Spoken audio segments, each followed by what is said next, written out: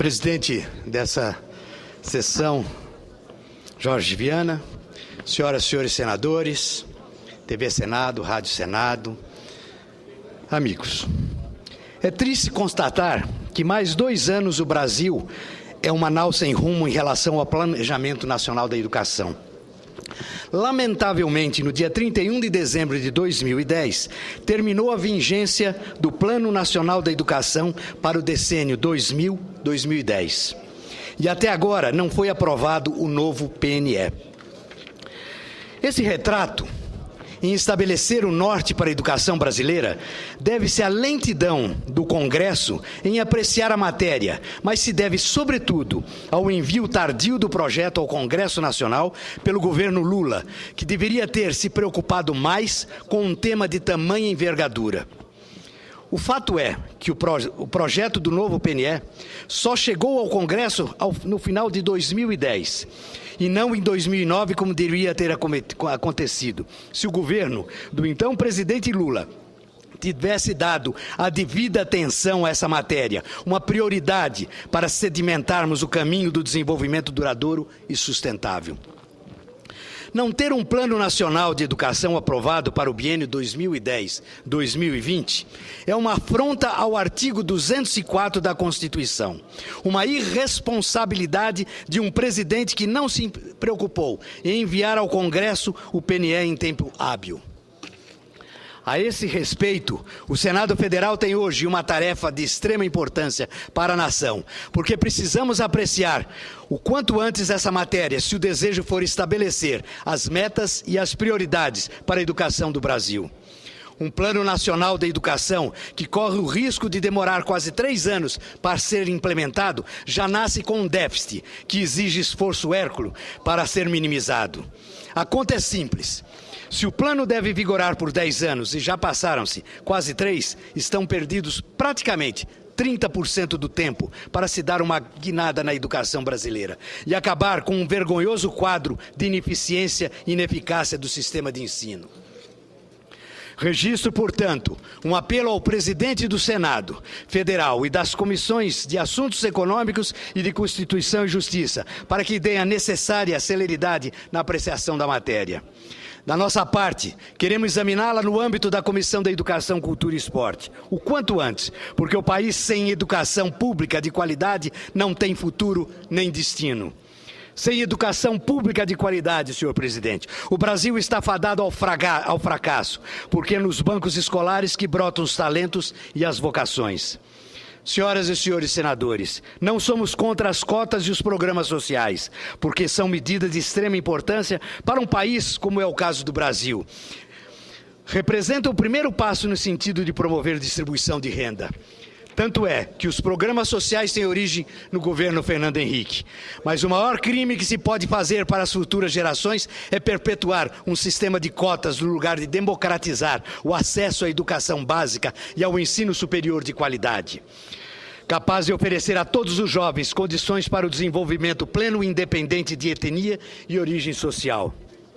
Não há como ficar calado diante desse pacto pela mediocridade, convalida a ineficiência e inoperância do governo.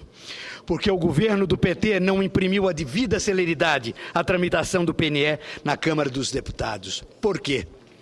A educação tem o poder de romper o ciclo da pobreza e da exclusão social, porque liberta a alma e lança as bases para exercícios críticos da cidadania. Não deixaria jamais de reconhecer o mérito do governo Lula em aumentar de forma expressiva o número de escolas técnicas do Brasil. Era um pleito antigo de todo o setor produtivo que sofre sistematicamente a carência de mão de obra especializada. Mas tanto o ex-presidente Lula quanto a presidente Dilma estão muito longe de oferecer ao Brasil um modelo de educação à altura de governos que dizem priorizar o combate à pobreza e à exclusão social. Só há um caminho para vencer o círculo vicioso da pobreza: a educação. O que se vê no Brasil hoje é vergonhoso. Um quadro de desempenho pífio, nunca antes visto na história desse país. Muito semelhante a também pífio desempenho da economia. O Brasil, depois de mais de 10 anos do governo do PT, ainda tem 9% de analfabetos, 25% de analfabetos funcionais e quase 30% da população, 57 milhões de pessoas sem o ensino fundamental. Somos um país de iletrados, de pessoas sem condições de acesso ao ensino público de qualidade, alicerce da cidadania no mais amplo sentido. A educação tem o poder de resolver uma dezena de outros problemas, ao começar pela violência e o tráfico. Se não há uma escola de qualidade para preparar os jovens e inseri-los no mercado de trabalho, a tendência é que se percam no submundo do crime e das drogas. Estamos no momento de refletir sobre a educação que queremos dar às futuras gerações como pré-requisito para a digna sobrevivência da sociedade do conhecimento. Já experimentamos diversos modelos, a escola propédica, voltada apenas à continuidade das novas etapas e de formação escolar, mas que praticamente ignorava o mundo real do mercado de trabalho. Um ensino profissionalizante compulsório, que nem dava ao aluno condições de enfrentar novas etapas da educação, tampouco profissionalizava adequadamente. A triste verdade, senador Ferraz, é que o Brasil continua muito distante do ideal das escolas novas, defendido por educadores do calibre de Anísio Teixeira e Fernando Azevedo. É de 1932, o Manifesto dos Pioneiros da Educação Nova, assinado por Anísio e vários intelectuais que mostravam como nenhum dos problemas nacionais era maior que a de importância e gravidade se comparado da educação. Diziam manifestos, aspas, só existirá a democracia no Brasil no dia em que se montar no país a máquina que prepara as democracias. Esta máquina é a escola pública. Fecha aspas. Mas hoje, passados mais de 80 anos, o Brasil amarga índices vergonhosos de desempenho na educação. Quando há uma melhora não é expressiva ao ponto de vencermos metas e superar expectativas.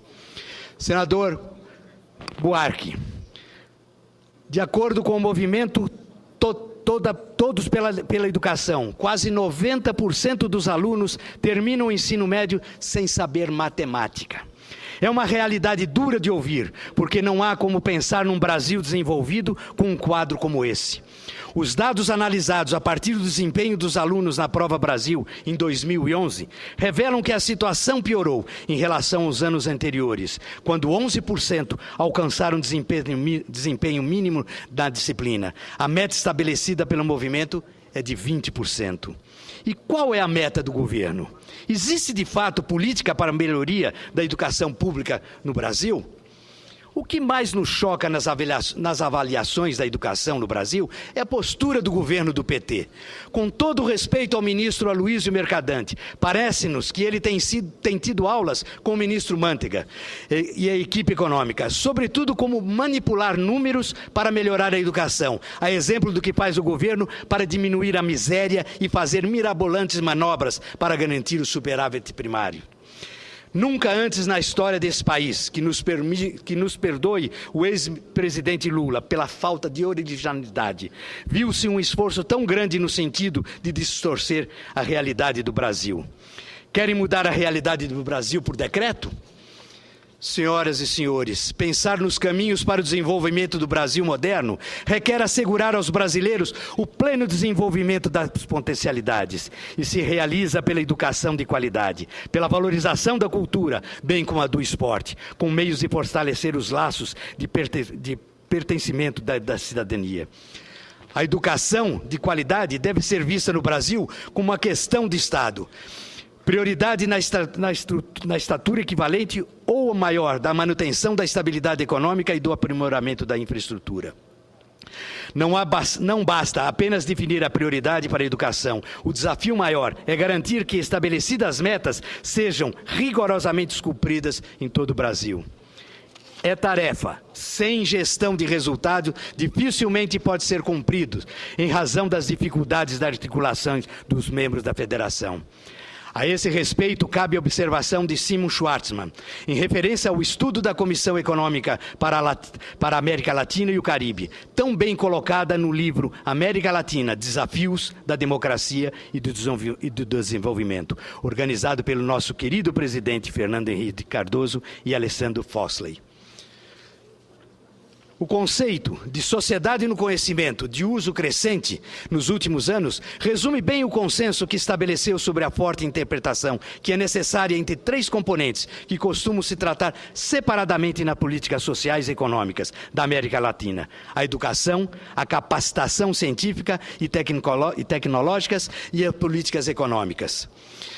Senhoras e senhores senadores, não há como discordar que a sociedade do conhecimento não é somente sociedade que dá importância à educação, à pesquisa e à cultura, mas que seja capaz, além disso, de reunir elementos de forma produtiva. Sem educação de qualidade, jamais seria possível. Não se faz educação por decreto. Muito obrigado.